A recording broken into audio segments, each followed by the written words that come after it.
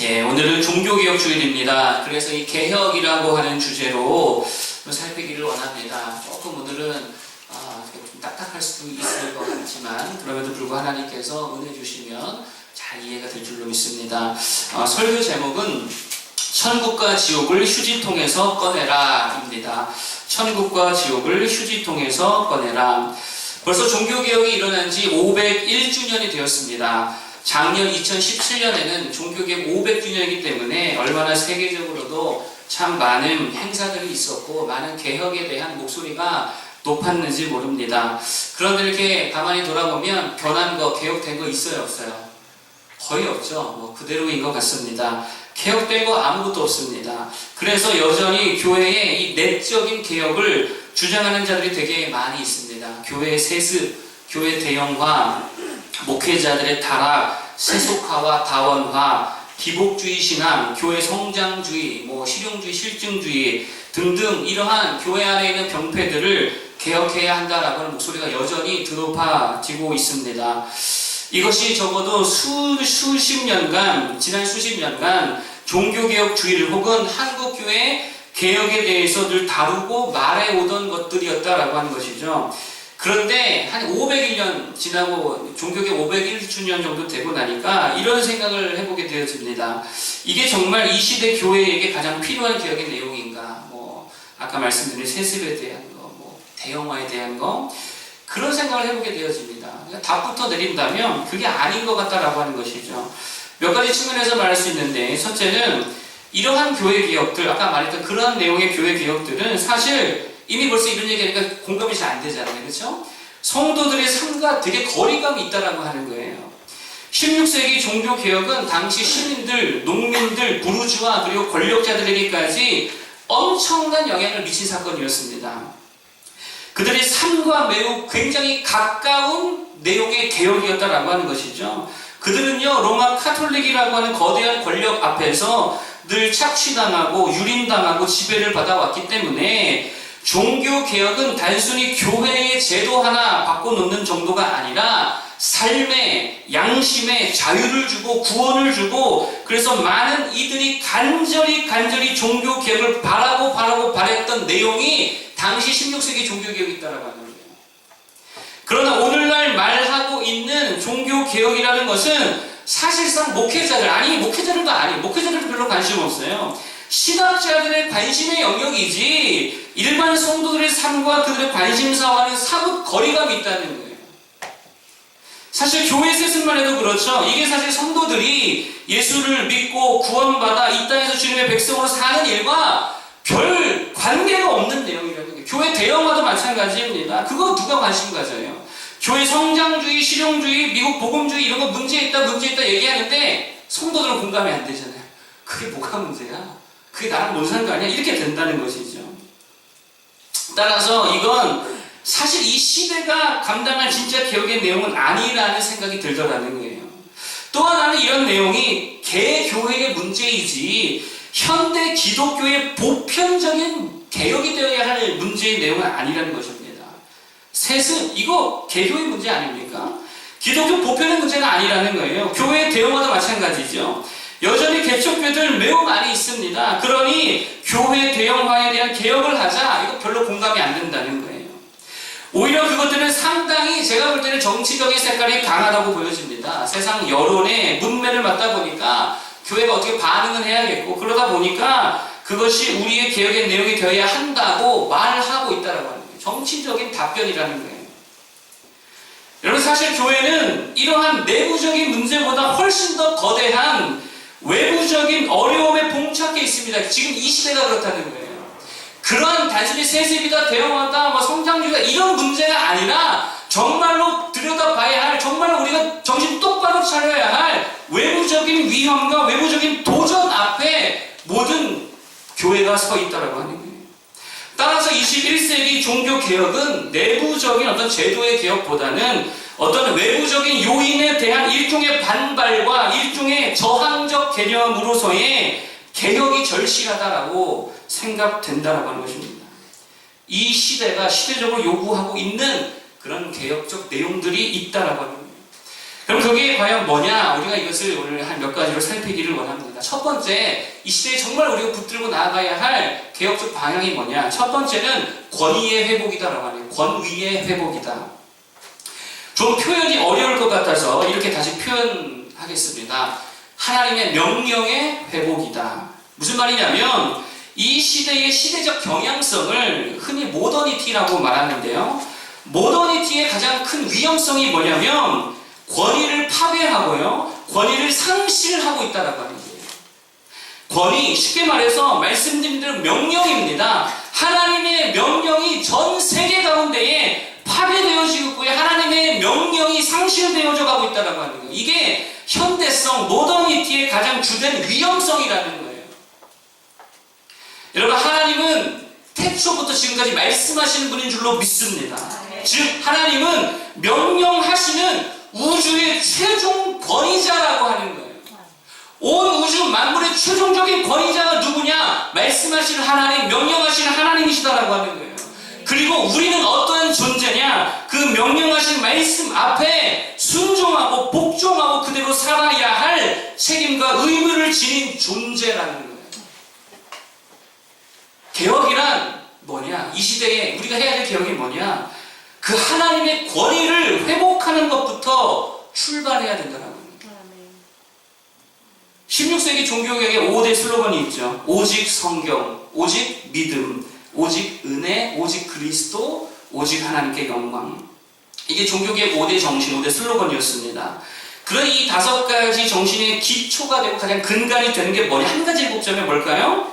오직 성경이에요. 왜냐? 오직 성경 붙들면 오직 믿음 나와요. 성경이 말하는 게 그것이니까. 오직 은혜가 나옵니다. 오직 그리스도가 나옵니다. 오직 하나님께 영광이 다 성경 말씀 안에 있기 때문에 오직 성경 하나 붙들면 다 된다라고 하는 거예요.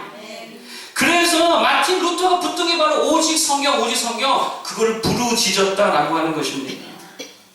여러분, 오직 성경으로의 개혁이라는 뜻이 무엇이죠? 권위에 대한 거예요. 권위. 하나님만이, 하나님의 말씀만이 최종적 권위자가 된다라고 하는 거예요. 하나님의 말씀이 최고의 권위가 있다는 것이죠. 하나님의 명령대로 살아야 되고요. 하나님의 명령대로 예배해야 되고 하나님의 명령을 따라야 된다라고 하는 거예요.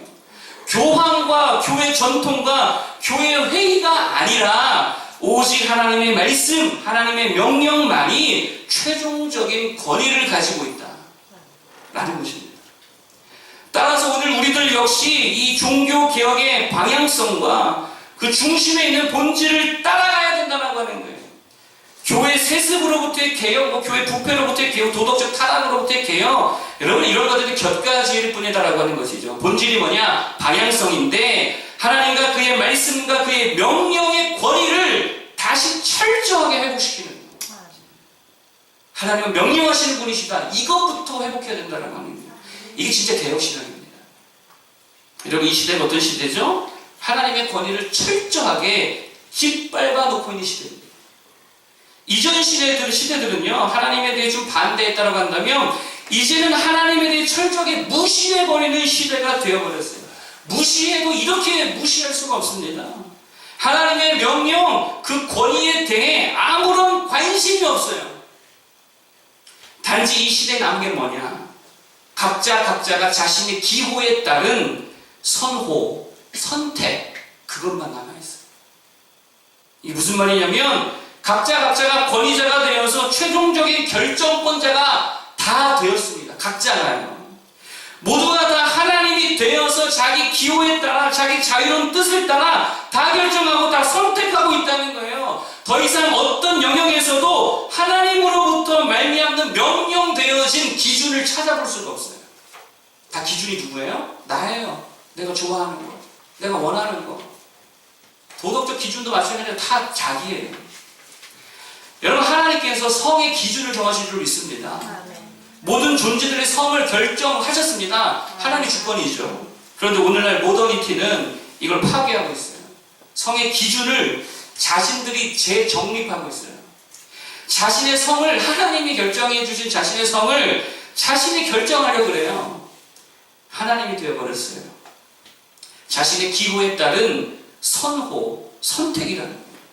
여러분, 결혼도 마찬가지입니다. 동성 간의 결혼, 나아가 동물과의 결혼, 다수간의 결혼 등 결혼에 대한 하나님의 명령이 분명히 있습니다. 기준이 있습니다. 그럼에도 불구하고 이거 다 파괴하고 있다라고 하는 거예요.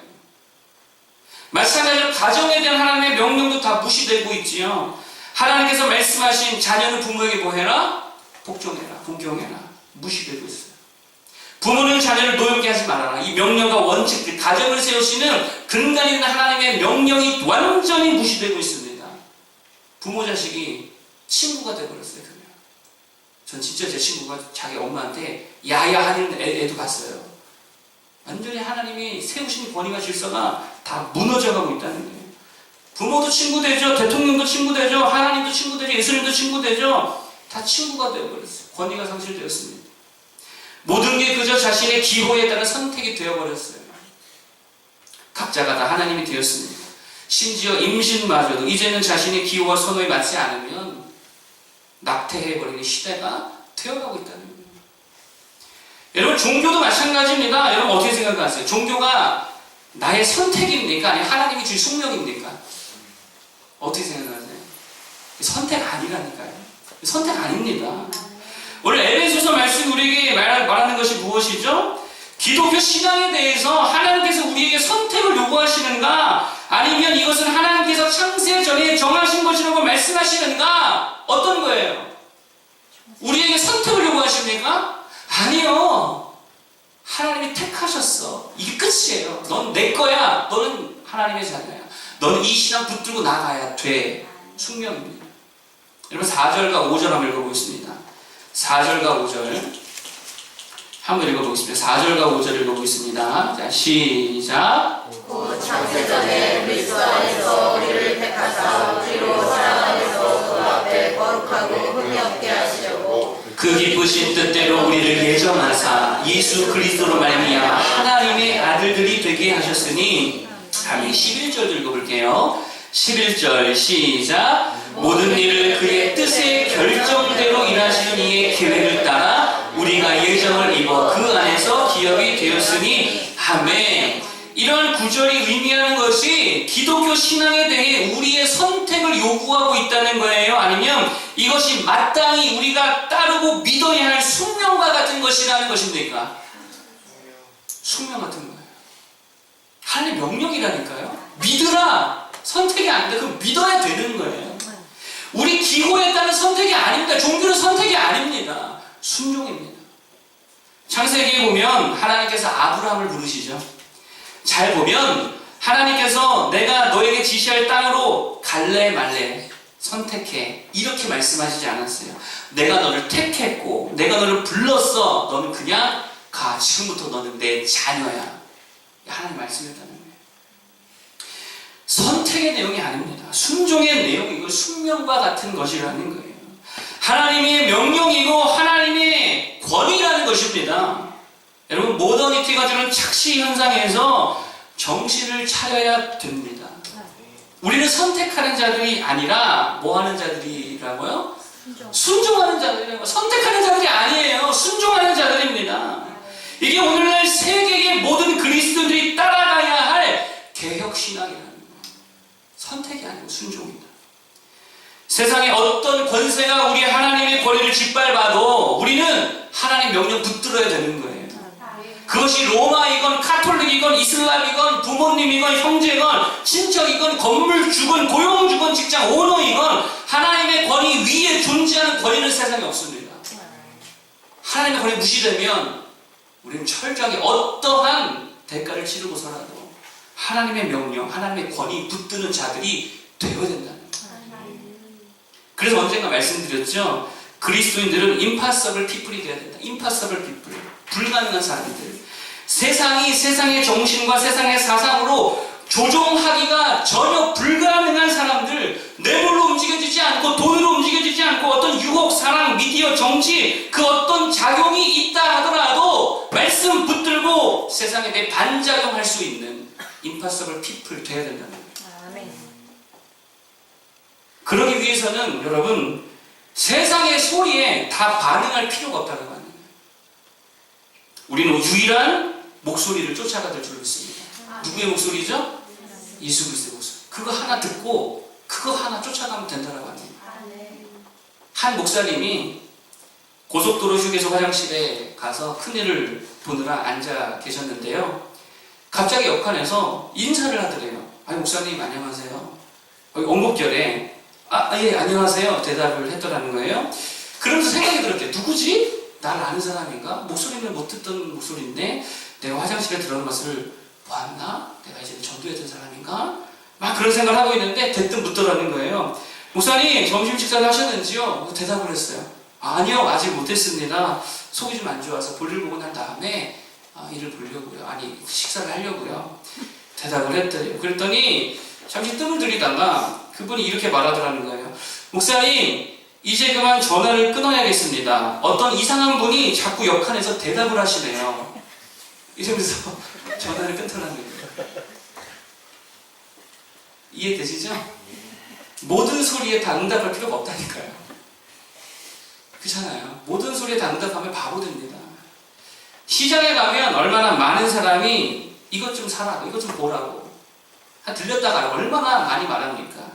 그거 다 듣고 다 응답해 주면요 못 살아요. 그렇게 사는 거 아니라는 거예요. 우리는 한 분의 소리만 들으면 됩니다. 한 분의 말씀만 따라가면 됩니다. 수많은 소리들을 듣고 나서 그 중에 내 기호에 따라 선택하는 게 아니라 선택의 영역이 아니라 애초부터 한 분의 목소리만 듣고 한 분의 목소리만 순종하여 따라가는 거 이게 신앙이라는 거예요. 여러분 그러한 개혁신앙인들 다 되기를 간절히 축복합니다. 선택하고자 하는 욕구를 버려야 되는 거예요. 선택하고자 하는 욕구를 버려야 됩니다. 말씀도요 선택하고 싶은 마음이 있잖아요. 이 말씀 좋고 이 말씀 별로고 나한테 맞네 안 맞네. 아니요. 모든 말씀 그대로 다 받아들일 줄 믿습니다. 선택이 아니라 순종할 수 있는 개혁신앙인들 되기를 축복합니다. 두 둘째로 말씀드릴 것은 개혁의 범위라는 거예요. 방향성이 하나님의 권위를 회복, 하나님의 명령이 회복되는 것이라고 한다면 이제 그러한 하나님의 권위가 우리 삶의 어느 영역까지 미쳐야 되느냐라고 하는 거예요. 하나님의 권위, 하나님의 명령이 우리 삶에 어디까지 미쳐야 할까요? 답부터 말한다면 전 영역이 되어야 될 줄로 믿습니다. 전 영역에 하나님의 말씀이 사라져야 된다는 거예요. 현대 사상가 중에 꽤나 권위 있는 한 사상가가 있었는데 그분이 현대 모더니티의 특징으로서 이런 표현을 합니다. 파편화된 세상이다. 현대 사회가 어떤 세상이냐? 파편화된 세상이다. 되게 어렵죠 이렇게 말하니까. 이게 무슨 말이냐면 우리 각자의 삶이 다 조각조각 나눠졌다는 거예요. 이를테면 이런 거죠. 교회에서는 교회가 요구하는 삶을 따라간다라고 하는 거예요. 교회에서 봉사하고요, 예배하고요, 교제하고, 기도하고 교회 시스템 안에 마치 프로그램화된 것처럼 교회 가면 교인으로 행동해요. 그런데 문제는 이분이 직장에 가면 어떻게 돼요? 직장 프로그램화가 되어 있어가지고 직장에서 요구하는 그런 시스템에 아주 최적화된 모습으로 살아가고 있다고 하는 거예요. 가정에서는 가정에 맞는, 친구들 만날 때는 그 친구에 맞는, 어떤 동아리 한다, 취미 활동한다면 거기에 맞는 옷을 갈아입더라는 거예요. 각 영역에 최적화된 프로그램을 그때그때 돌리고 있다고 하는 것이죠. 그래서 삶이요, 체계화되지 않고 통일적이지 않고요, 다 깨져 있다는 거예요. 그래서 파편화된 세상이 이렇게 말합니다. 뭐가 사라졌냐면 통합적인 삶이 사라졌어요. 내 삶 전체를 아우르는 통일된 세계관 이런 게 없어요. 내 삶 전체를 관통하는 어떤 철학적인 어떤 사상이 없어요. 비전이 없어요. 교회 가면 교회 비전을 따르고요. 직장 가면 직장이 요구하는 비전을 따라요. 교집합이 없습니다. 다 파편화가 되어 있어요. 그 영역에 가면 그 자리에 맞도록 우리는 사고하고 말하고 행동하게 되어 있어요. 마치 다중인격자처럼 살아가고 있다는 거예요. 근데 문제는 여기에서 전혀 일치가 없고 통일이 없다는 것이죠. 이게 모더니티의 파편화된 세상, 파편화된 삶이라는 거예요. 다시 말해 그리스도인들에게 적용하면 그리스도인들이 교회에서만 그리스도인이라는 거예요. 모든 삶의 전 영역에서 그리스도인이 되지 못하고 교회에서만 사역할 때만, 선교할 때만, 찬양할 때만, 전도할 때만 그리스도인의 옷을 입는다는 거예요. 하나의 옵션입니다. 그리고 다른 영역을 가면 이 옷 벗어요. 그리스도인이라는 옷을 벗어요. 소비자의 영역으로 가면 갑자기 왕의 옷을 입습니다. 소비자는 뭐다? 왕이다. 손님은 왕이에요. 왕의 옷을 입어요. 그리스도인은 뭐가 없어요. 막 왕의 행동을 해요. 집 주인이 되어서 부동산 계약을 맺을 때도 그리스도인의 옷을 벗어 던져버리고 갑이라는 옷을 입죠. 그리고 뭐를 해요? 갑질을 해요. 정치 영역으로 가면 그리스도인 옷 없습니다. 좌파나 우파가 돼버려요. 거기에는 그리스도가 정치 영역을 주관하신다는 믿음이 없어요. 그리스도인들 간의 정치 이야기를 한번 들어보세요. 그리스도가 없다니까요. 좌파 우파밖에 없어요. 요즘에는 그 조짐을 말도 못하죠. 그냥 공산당이 싫거나 미국제 제국주의가 싫거나 그냥 둘 중 하나예요. 직장에 가도 마찬가지입니다. 그리스도인은 없어요. 그냥 불평하는 직원이 되거나 늘 직장 상사를 험담하는 어느 직원과 아무 차이 없는 사람이 되고 있다는 거예요. 너무 많은 옷을 바꿔 입고 있어요. 다 파편화됐어요.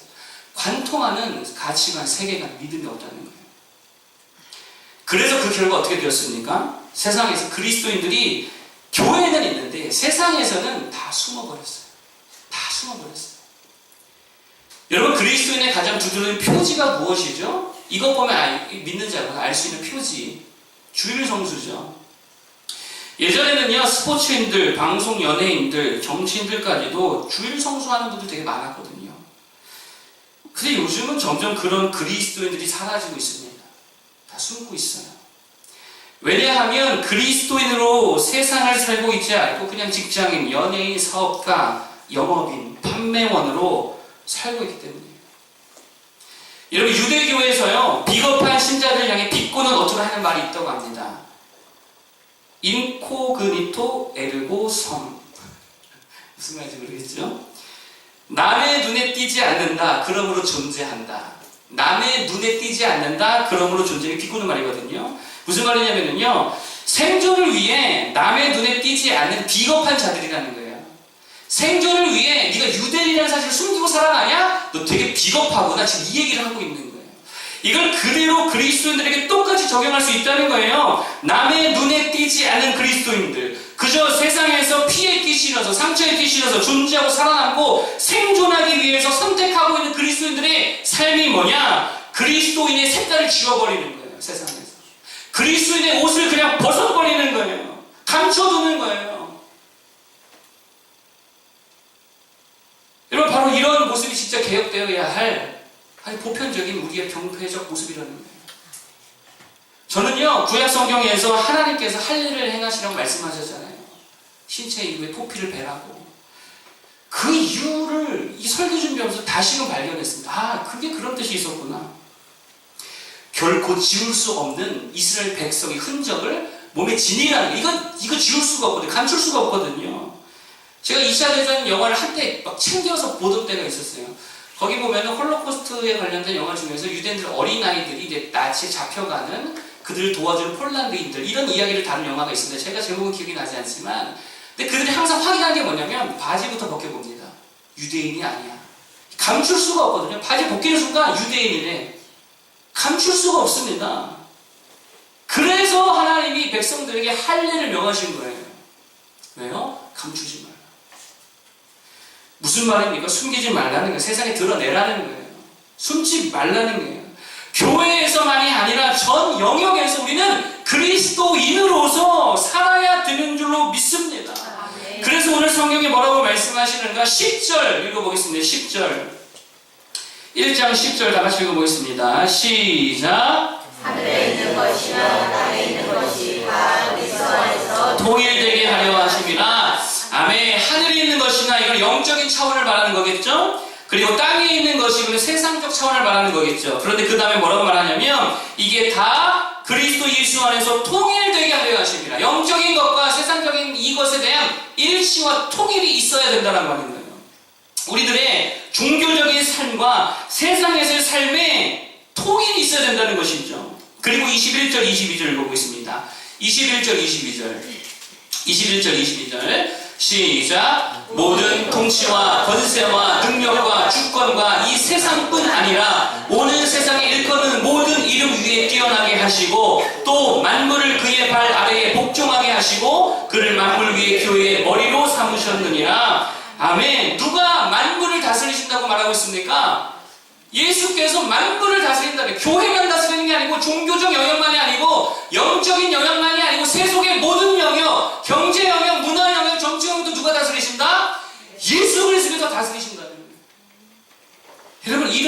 관통, 이런 통일, 이게 있어야 된다고 하는 거예요. 따라서 이런 구절들이 우리에게 요구하고 있는 게 뭐냐? 모든 전 영역에서 그리스도인이 되라는 거예요. 모든 전 영역에서 하나님을 경외하는 하나님의 백성으로 살라는 것이죠. 모든 전 영역에서 우리 주님만이 주인이 되신다는 것을 인정하고 고백하고 시인해야 된다라고 하는 거예요. 아멘. 여러분, 이게 이 시대 개혁 정신이다라고 하는 것입니다. 사도행전에 보면 안디옥에서 비로소 그들이 그리스도인이라 일컬음을 받았다라고 합니다. 무슨 말이죠? 그리스도인 특유의 향기가 났다는 거죠. 아, 그리스도인이구나. 향기가 있다. 특별하다. 그들의 언어가 있다는 거죠. 그들의 문화가 있다는 거죠. 그게 세상에 그대로 드러나더라는 거예요. 여러분, 모든 삶의 자리에서 그리스도인 되기 바랍니다. 아멘. 예수님이 언제나 주인 되시기 바랍니다. 아멘. 이게 이 시대가 우리에게 요구하고 있는 개혁 신앙이다라고 하는 거예요. 마지막 세 번째로 추구할 개혁 신앙이 뭐냐? 영적인 세계를 휴지통에서 복원시켜라 라고 하는 거예요. 여러분, 이 시대가요 철저하게 외면해버린 것이 있습니다. 휴지통에 버리고 휴지통 비우기를 눌러버린 게 있어요. 그게 뭐냐면 천국과 지옥으로 대변되는 영적 세계에 대한 것입니다. 이거 그냥 다 쓰레기통에 집어 던져버렸습니다. 따라서 이 시대 그리스도인들의 사명이 뭐냐? 그 휴지통에 버려진 거 다시 복원해야 된다는 거예요. 복원 버튼 눌러야 된다는 거예요. 여러분, 모더니티는요 철저히 리얼리티 중심이잖아요. 영적인 것, 추월적인 것에 대해 아무런 관심이 없습니다. 말 그대로 완전히 델리트가 되어버렸다는 거예요. 뭐가요? 천국과 지옥이 지워져 버렸어요. 여러분, 아주 심각한 문제입니다. 왜냐하면 천국과 지옥은 우리 구원의 문제이고요, 우리의 존재의 문제라는 거예요. 그래서 사람들에게서 천국과 지옥, 즉 영원의 심판과 운명에 대한 의식 자체가 지워져서 사라져버리게 되니까 더 이상 구원에 대해서도, 메시아에 대해서도, 죄에 대해서도, 심판에 대해서도 아무런 감각이 없는 시대가 되어버렸어요. 뭐가 사라지니까? 천국과 지옥이라고 하는 이 영적인 세계에 대한 의식이 사라져버리니까 구원도 필요 없죠. 미션도 필요 없죠. 죄 용서 받아면 뭐 할 건데 이렇게 되는 거예요. 여러분, 그래서 오스기니스 학자는 이런 시대를 향해서 지금까지의 그 어떤 도전보다 훨씬 더 강력하고 거센 도전에 기독교와 교회가 직면해 있다고 말하고 있어요. 로마의 박해 아무것도 아니라는 거예요. 로마 카톨릭의 부패 아무것도 아니라는 거예요. 이 시대가 직면한 아주 큰 도전이 있다. 그건 뭐냐? 바로 영적인 세계를 완전히 망각해 버렸다라고 하는 그러한 사실이다라고 하는 거예요.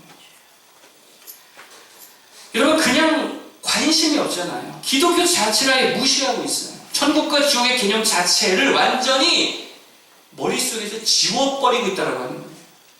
그래서 아무리 심판에 대해 말하고 아무리 하나님의 사랑과 구원에 대해 말해도 통로가 없어요. 왜요? 천국과 지옥 자체가 없기 때문에.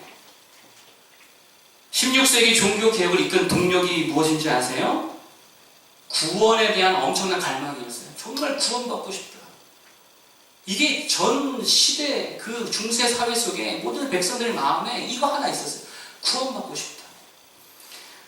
정말 카톨릭 교회가 말하는 구원의 방법으로 정말 구원받을 수 있느냐? 그러니까 이 관심이 있는 거죠.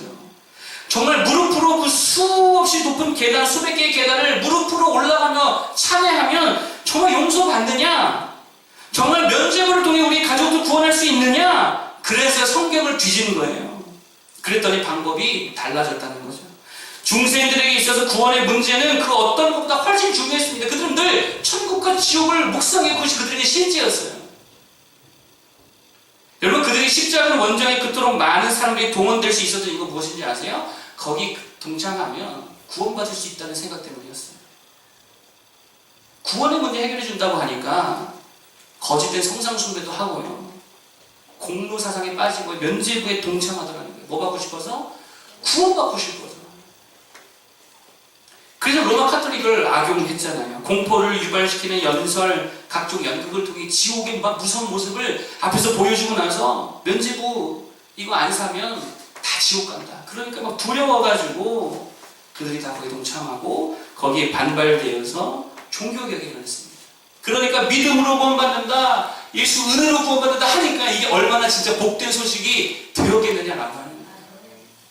여러분, 그런데 이 시대는 어떻습니까? 사람들의 모든 사상 속에, 모든 생각 속에 철저하게 지워진 것이 있다는 거예요. 유일하게 천국과 지옥의 개념이 다 지워지고 있다고 하는 거예요. 여러분, 지금 서양 세계가 세워진 근간이 뭐죠? 기독교잖아요. 다시 말하면 천국과 지옥에 대한 믿음입니다. 그런데 지금 서구 사회에서 유일하게 삭제되고 있는 게 뭐냐면 천국과 지옥 사상이 완전히 삭제되어져 가고 있어요. 여러분, 한국도 마찬가지입니다. 이 땅에서 마귀가 계속 사람들의 머릿속에서 끊임없이 델레트 버튼을 누르고 있는 게 뭐냐? 천국과 지옥에 대한 메시지. 끊임없이 지우고 또 지우고 있다는 거예요. 여러분, 제가 예수님 믿고 나서 진짜 감사하고요. 정말 또 감사한 게 뭔지 아십니까? 천국 배송 되었다는 거예요. 지옥 갈 걱정이 사라졌다는 거예요. 지옥 갈 두려움이 사라졌다는 거예요. 제가 예수 믿기 전에 얼마나 나 지옥 갈 것 같은데, 지옥 갈 것 같은데, 이게 얼마나 두려웠는지 아세요? 야, 나 이렇게 살다가 반드시 지옥 갈 것 같은데, 반드시 지옥 갈 것 같은데, 이거 어떻게 하지, 어떻게 하지? 이 문제가 해결되니까 너무 기쁘더라고요. 여러분, 죄가 무엇입니까? 죄는 다른 거 아닙니다. 우리를 지옥으로 몰아넣는 지옥의 끈적이 같은 거라는 거예요. 끊임없이 달라붙어서 지옥으로 잡아 당기는 거, 이게 죄라는 거예요. 죄 다른 거 아닙니다. 우리를 지옥에 몰아넣는 게 죄라는 거예요. 따라서 예수 그리스도께서 십자가에서 우리의 죄를 담당하셨다, 우리의 죄를 용서하셨다, 우리의 죄를 도말하셨다는 말의 의미는 다른 게 아닙니다. 지옥 갈 운명을 천국 갈 운명으로 바꿔놓으셨다는 거예요. 지옥의 원죄에서 우리를 구원하셨다는 거예요. 여러분, 이게 예수 그리스도 십자가의 사건입니다. 여러분, 그런데 이 시대는 현재에만 관심이 있잖아요. 보이는 것에만 관심이 있죠. 저 죽음 너머의 세계와 영적인 세계에 대해서 아무런 관심이 없습니다. 심지어 그리스도인조차도 예외가 아니라는 거예요. 천국까지요. 여러분, 요즘 학자들이 말하는 천국이 뭔지 아십니까? 이 땅에 임하는 천국이에요. 이 땅에서 잘 사는 천국이에요. 언젠가 어떤 목사님이 설교 시간에 성도님들에게 물어보았어요. 여러분, 왜 예수 믿습니까? 속으로 대답했어요. 여러분, 왜 예수 믿습니까? 근데 반응이 되게 이상한 거예요. 제가 그 현장에 있었거든요. 반응이 다들 안절부절. 혹시 자기 시키면 어떡하나. 대답할 줄을 몰라서 안절부절 하더라는 거예요.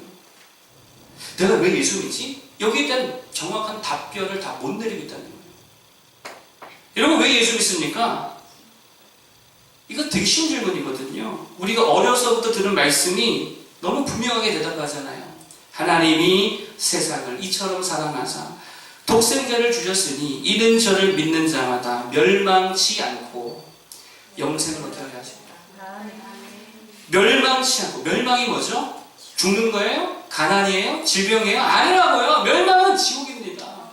멸망치 않고라는 말은 지옥 갈 놈이 지옥 가지 아니하고 영생 천국의 자격을 얻었다라고 하는 말이라는 거예요.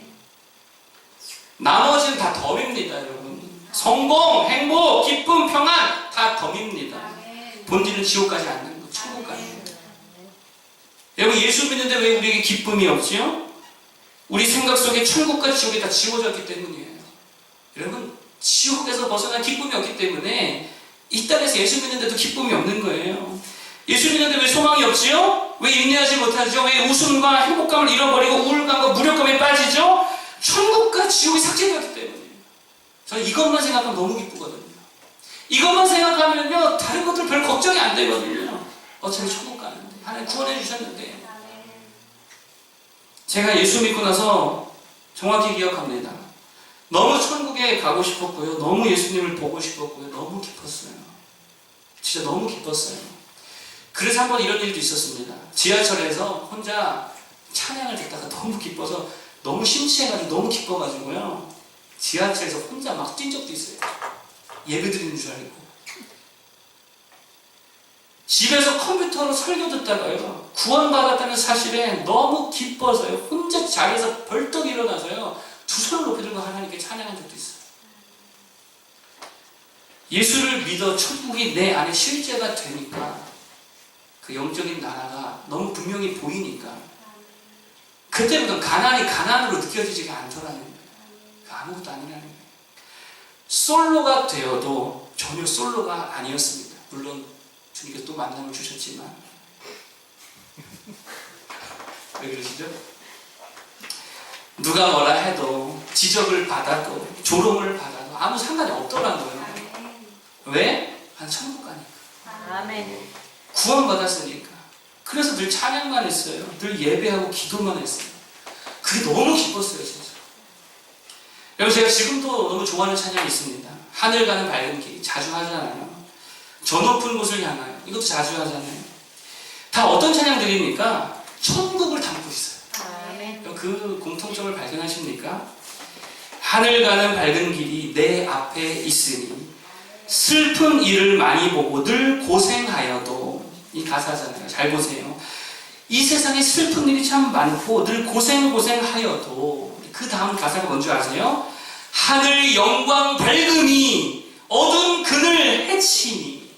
하늘 영광 밝음, 천국의 소망, 천국의 영광, 그 천국의 찬란함이 이 땅의 모든 어두움, 그늘, 아픔, 슬픔, 고생하는 것을 다 해친다는 거예요. 그래서 그 다음 예수 공로 의지하여 항상 빛을 보도다. 고생 중에 있지만 뭘 본다고요? 빛을 본다는 거예요. 천국의 그 찬란한 영광 가운데 빛을 본다는 거예요. 예수님 때문에 천국 가는 것이 얼마나 기쁜지, 이 기쁨이 세상 모든 것을 다 이긴다라고 고백하는 이 놀라운 능력의 찬양이라는 거예요. 아멘. 저 높은 곳을 향하여, 가사가 뭐죠? 저 높은 곳을 향하여 날마다 나아갑니다. 내 뜻과 정성 모아서 날마다 기도합니다. 뭘 기도할까요? 그 다음 구절에 나오죠. 내 주여 내 발 붙드사 그곳에 있게 하소서. 그곳이 어디입니까? 천국이잖아요. 그 천국을 디디고 살게 하소서. 그곳은 언제나 빛과 사랑이 넘치고. 아멘. 여러분, 찬양만 부르다가도 회심한 사람이 있다는 얘기 드렸잖아요. 여러분, 2절 가사는 또 어떻죠? 괴로움과 죄가 있는 곳 나 비록 지금 여기 살아도 빛나고 높은 저곳을 날마다 바라봅니다.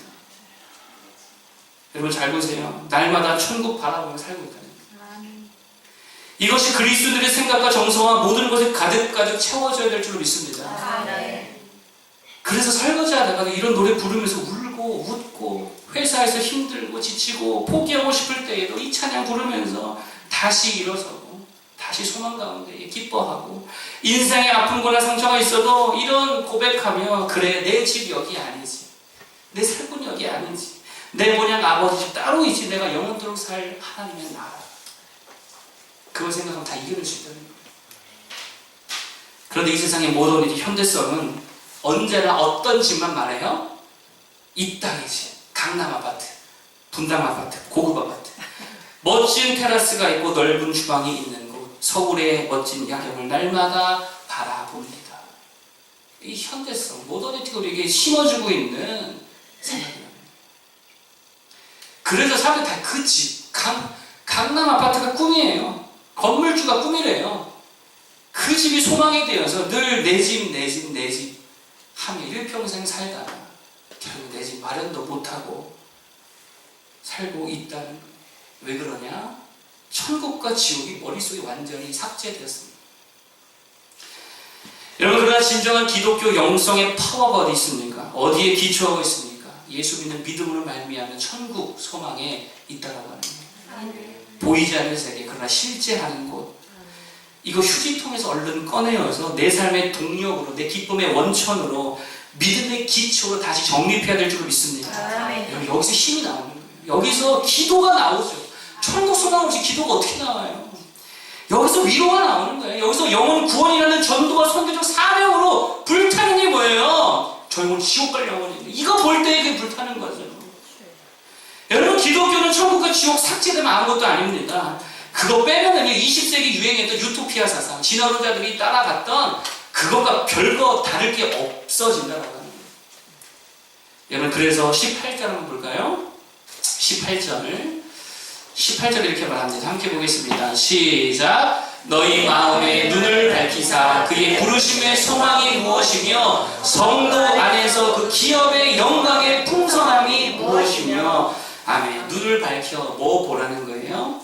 그 기업의 영광의 풍성함, 천국을 바라보라라고 이야기하고 있습니다. 결론의 말씀을 드리고자 합니다. 반주 시작해 주시길 바라고요. 여러분, 개혁 교회를요, 리폼드 처치라고 합니다. 리폼드 처치. 무슨 말이냐면 개혁된 교회라는 말이거든요. 개혁되어야 할 교회가 아니고 개혁된 교회, 이게 우리 정체성이에요. 리폼드 처치, 개혁된 교회. 우리는 이미 말씀으로 개혁된 그 개혁된 교회의 모습으로 돌아가야 된다고 하는 거예요. 새로운 개혁이 아니에요. 새로운 방향이 아닙니다. 이미 해왔던 개혁이에요. 이미 붙들었던 성경, 이거 붙들자는 거예요. 이미 붙들었던 하나님의 말씀, 하나님의 명령, 하나님의 언약, 거기로 돌아가자는 거예요. 세상에 뭐라 해도 우리가 들을 소리 오직 한 소리인 줄로 믿습니다. 우리 주 예수 그리스도의 말씀, 그 음성 하나면 충분한 줄로 믿습니다. 여러분, 그 권위 앞에 선택이 아니라 복종과 순종의 마음으로 서야 될 줄로 믿습니다. 그리고 우리 전 삶의 모든 영역 가운데에 그 통일된 삶이 있어야 됩니다. 그리스도인으로서 말씀을 기준으로 모든 영역, 모든 자리에서 예수 그리스도의 옷을 벗어버리지 아니하고 어디에 있든지 그 옷 입고 세상에 서 있어야 될 줄로 믿습니다. 그리고 반드시 붙들어야 될 거, 천국과 지옥 확실히 이거 실제한다. 여러분, 천국의 기쁨이 우리를 회복되길 원합니다. 지옥에서 구원받은 기쁨이 우리 안에 넘쳐나기를 원합니다. 이 영적인 안목이 있기를 소망합니다. 이것이 진짜 우리가 추구해야 될 리얼리티가 되어야 될 줄로 믿습니다. 그럴 때에 여러분, 이 땅에서 정말 위로와 기쁨과 생명이 넘치는 삶을 살게 될 줄로 믿습니다. 그러한 개혁 신앙들 다 되기를 축복합니다.